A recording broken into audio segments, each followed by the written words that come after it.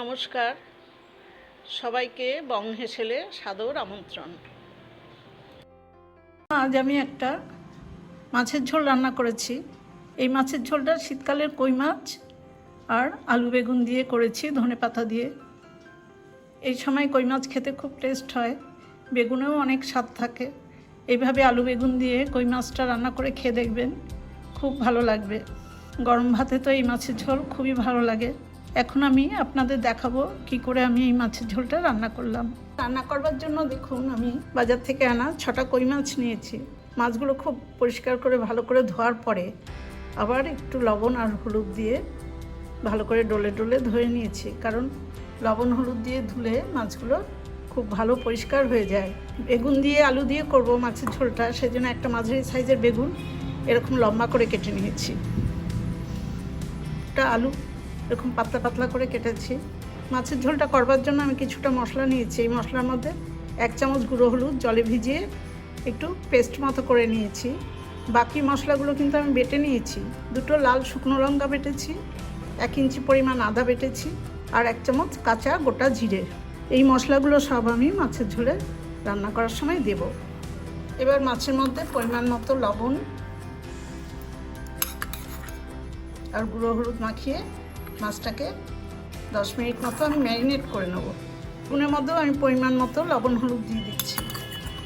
এই বেগুনটাও আমি একটু লবণ হলুদ মাখিয়ে ম্যারিনেট করে নেব।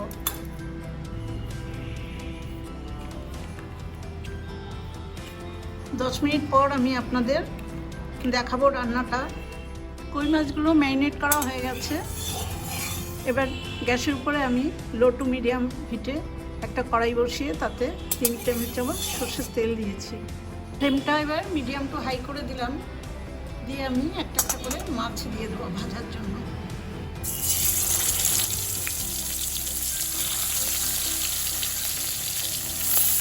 প্রথমে 3টে মাছ দিলাম। আমার 6টা মাছ, 2 ব্যাচে আমি এই মাছগুলো ভেজে নেব। কই মাছ কিন্তু তেলে দেওয়ার পরেই একটু গুটিয়ে যেতে চায়, সেজন্য একটু তাড়াতাড়ি মাছটাকে উল্টে দিতে হয়। উল্টে দেওয়ার পর দেখুন মাছগুলো আবার সোজা হয়ে গেল। এবার মাছগুলো আবার উল্টে দেবো।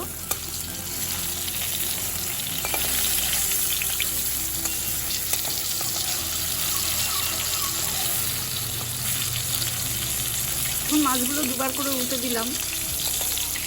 আমার মাছ ভাজাগুলো কিন্তু হয়ে যাচ্ছে। খুব একদম লাল কড়া করে কই মাছ ভাজলে কই মাছের স্বাদ নষ্ট হয়ে যায়। এখন এই মাছগুলো আমি তুলে নেব, নিয়ে বাকি 3টে মাছও এইভাবেই ভেজে নেব। 6টা মাছই ভাজা হয়ে গেছে। বাকি তেলে আমি আরও 1 চামচ সরষের তেল দিয়েছি। এই তেলে আমি হলুদ লবণ মাখানো বেগুনগুলো ভেজে নেব।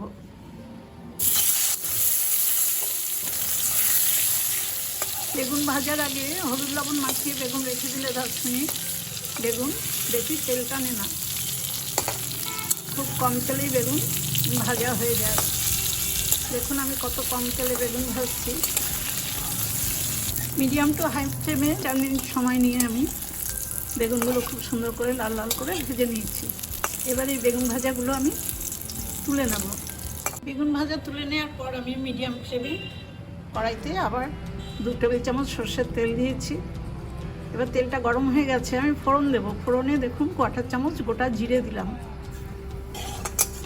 জিরেটা ভাজা হয়ে গেছে। এবার কেটে রাখা আলুগুলো আমি দিয়ে দেবো। আলু ভাজার সময় আমি 1/4 চামচ লবণ দিয়ে দিলাম। এবার আমি আলুগুলো খুব ভালো করে ভেজে নেব। 2-3 মিনিট সময় নিয়ে আমি মিডিয়াম ফ্লেমে আলুগুলো খুব ভালো করে ভেজে নিলাম। এবার আমার বেটে রাখা মশলাগুলো সব দিয়ে দেবো এবং গুঁড়ো হলুদের পেস্টটাও দেবো।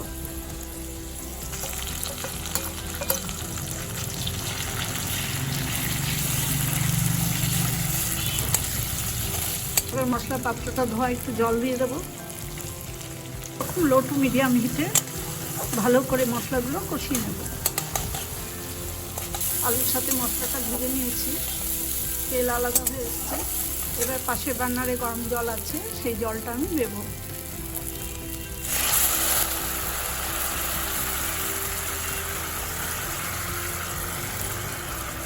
পরিমাণ মতো গরম জল দিয়ে দিলাম। এবার আমি কিছুক্ষণ এই জলের সাথে আলুটা ফুটিয়ে নেব বা একটু আলু সেদ্ধ করে নেব।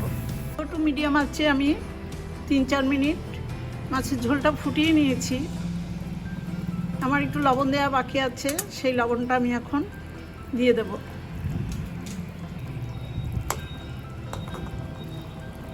দেখুন আলু একদম ভালো সেদ্ধ হয়ে গেছে। মাছগুলো আমি দিয়ে দিলাম, ভেজে রাখা মাছগুলো ডুবিয়ে দিয়ে আমি বেগুন ভাজাগুলো ওপর দিয়ে দেবো।